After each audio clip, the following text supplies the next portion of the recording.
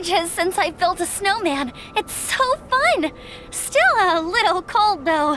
Ugh, my fingers are numb. Amber, if the cold is getting to you, there's always hot soup back at the camp. Take a rest if you need one. Don't put too much pressure on yourself.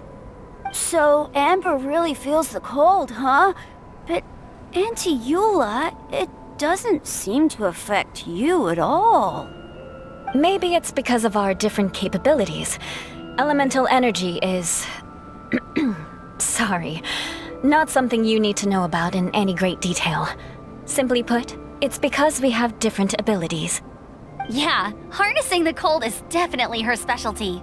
In fact, in summertime, just standing next to her cools me down. Huh? Capability? I didn't really get it, but never mind. I like snowmen too. I really wish my dad could see them.